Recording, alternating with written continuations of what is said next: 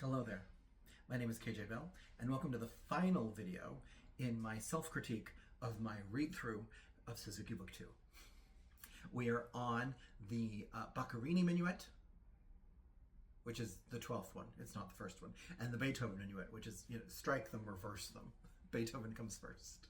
These are the last two books in Suzuki Book 2. We have done all the other pieces, all 10 other pieces in other videos. Check those out if you haven't already. They are in a playlist on the channel, or just poke around the whole channel. Watch whatever you want, and while you're there, like it and subscribe it and all that jazz that I normally say at the end of the video, but I'm going to say it at the beginning because why not? Why not? So, without further ado, Minuet time. Minuet in G by Beethoven. Oh, this one's fun.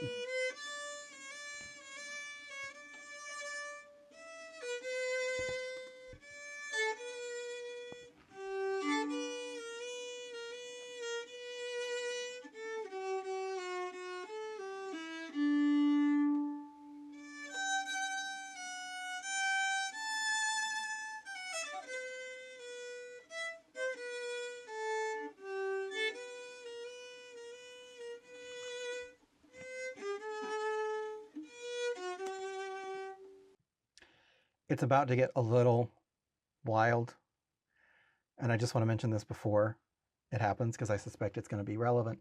My bow distribution is weird. I'm doing some full bows, which is nice in some places, and then I'm not using that much at all in others, and not in ways that make sense. Because it does make sense to use the full bow for some things and then just a little bit for others. But I'm not...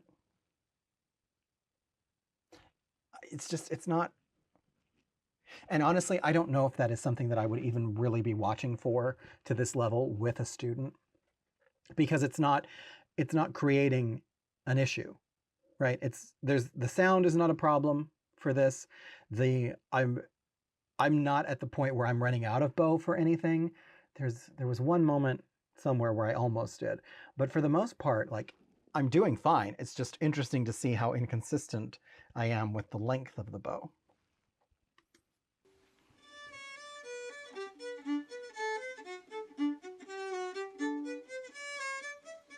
Okay, so far this is good on that front.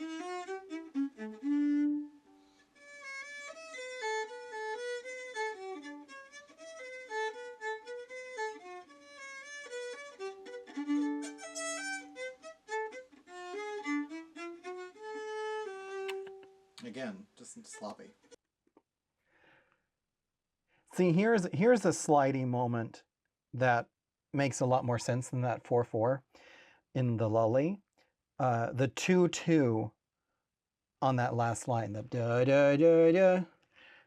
For one thing, it's easier to do the slide up than it is to do the slide down, and that finger is a lot stronger. I'm not going to show you just that finger.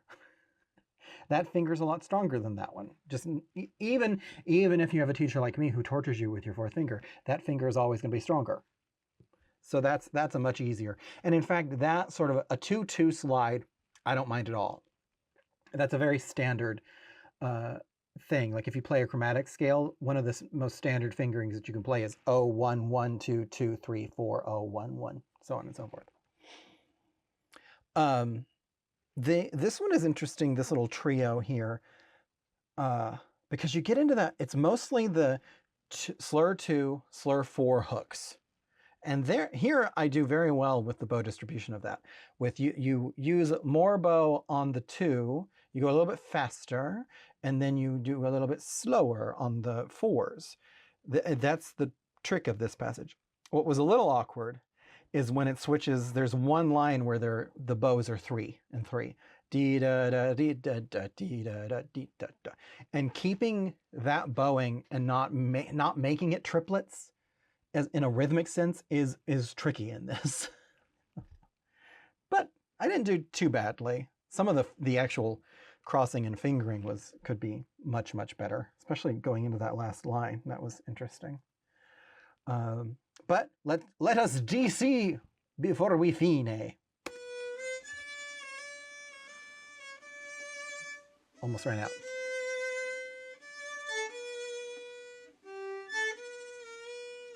That one was bad. But I handled it well.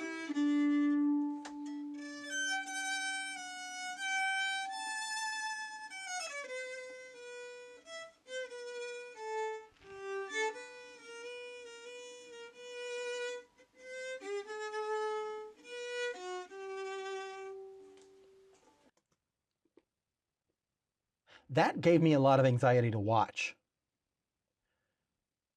But I didn't seem to be thinking about it while I was playing, because it looked like I was going to run out of bow on a lot of those.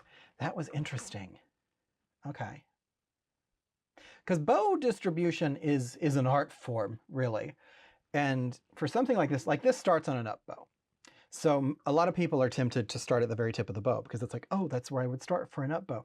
But you've got a little slur, da da, followed by a big old dee da dee da dee da dum, right? So there is temptation to start at that up bow and then run out of the bow. Run out of the bow at the tip because you started too high. So you want to start that up bow toward the frog, which feels counterintuitive at the beginning. The thing with this one is it's all about the bow distribution. Wise because words. Like I started too high. It starts on an up bow, but if you start here for that very first thing, I started lower, but I didn't start quite low enough. That's better. And then in that trio, it's all.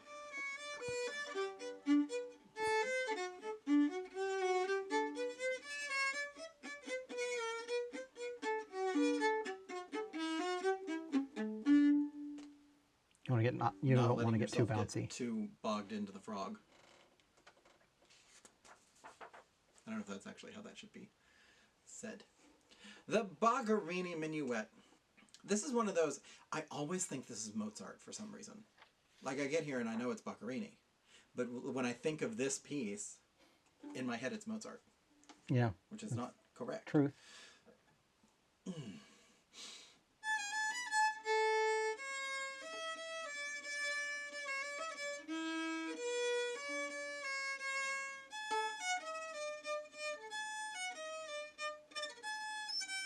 Oh God, I'm sloppy.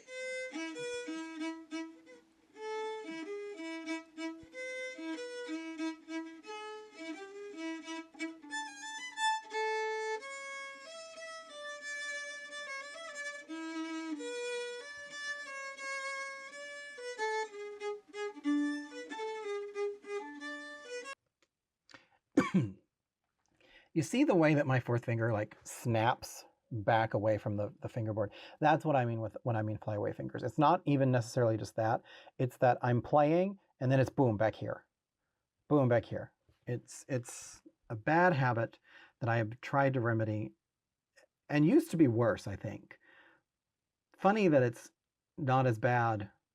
Again, funny that it didn't get worse in my time of not playing a whole lot.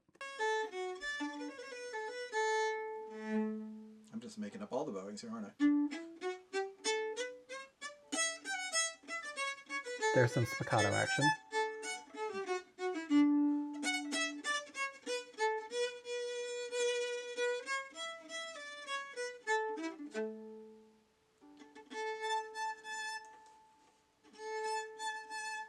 Oh, you can really see my bow angle being bad here. You can really see it. Wow, okay.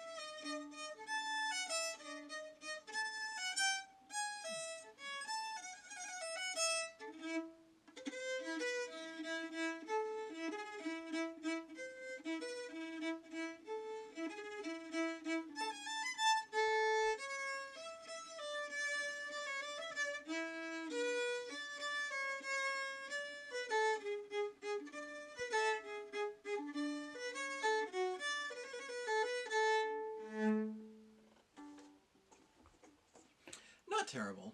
Not great. Not terrible.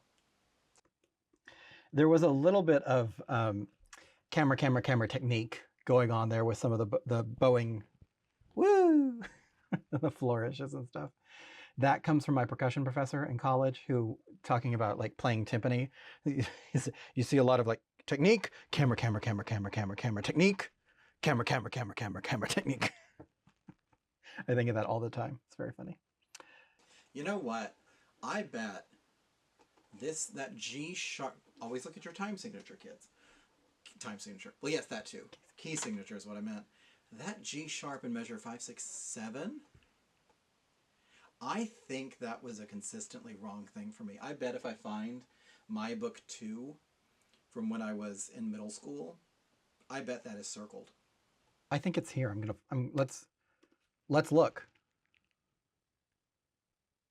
Let's look for it. I wonder if I can reach while keeping the mic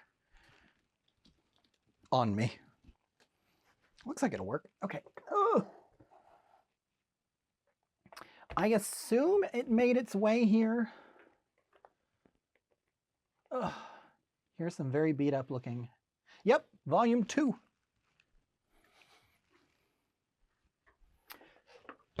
Here it is. No cover.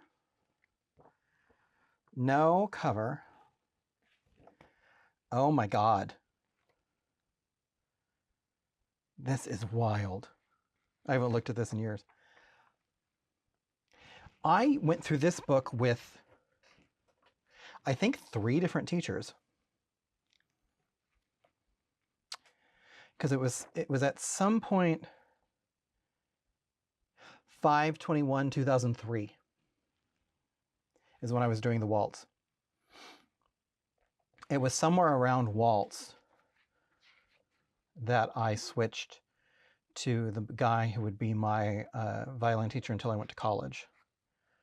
Howard Chrisman, lovely guy, was, I think, he was either in his late 70s or his early 80s when I started taking lessons with him. Oh my God, some of these markings. Okay.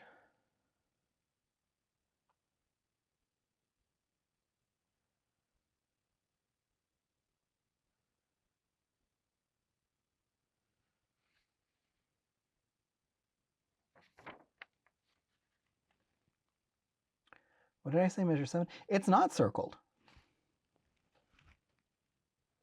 Well, how about that? Interesting. Okay, well, I can't claim that as an excuse, can I? The D sharps in there before it are. Interesting. Okay. No bouncing bow written on the top of the page in very big. No bouncing bow. That's funny. Okay. That was an interesting walk down memory lane. Okay. All right, let's see what else I have to say in this video. I have that book here somewhere, but I'm not going to look for it right now. But that's funny. Because there are things where it's like, oh yeah, this was a problem when I was... How old was I when I did this? Probably 12? I don't want to think about how long ago that was. 13. So that's book 2. And then I gotta familiarize myself again with all these practice suggestions. Oh, look at this little thing about intervals. That's cool. Unison, of course. And you got a second, third.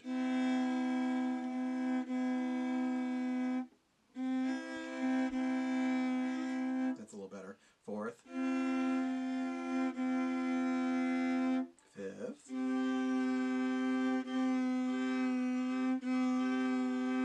That one I kind of nailed at the beginning, and it's the hardest one. The other. It was the bow that went wonky after that.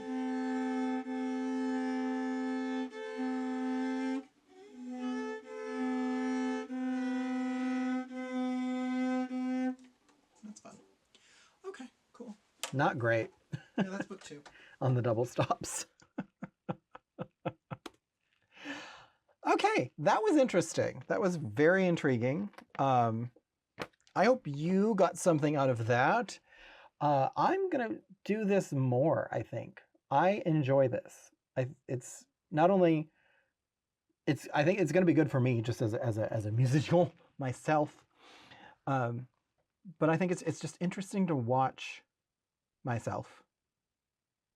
And if you're trying to do similar things, I've gotten to the point where I can watch myself and not hate myself. I did not start out that way. I have done enough video editing and audio editing of myself over the past few years to where I don't want to murder myself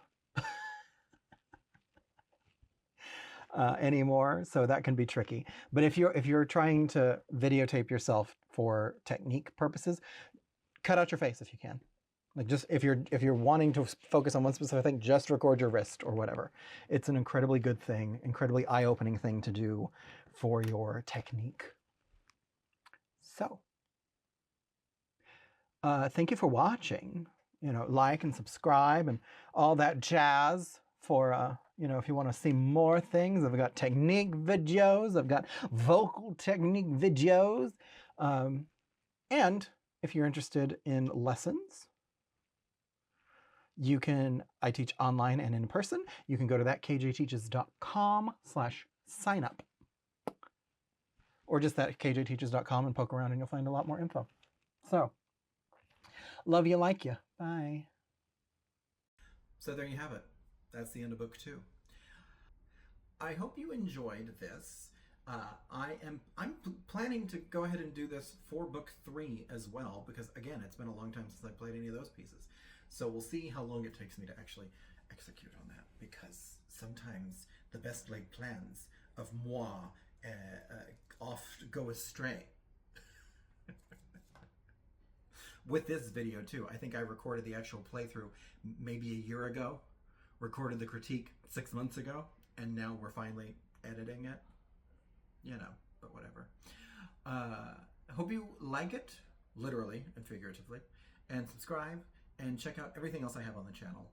I have big plans for this year of 2026, so I hope you'll join me in those plans. And yeah, love you, like you.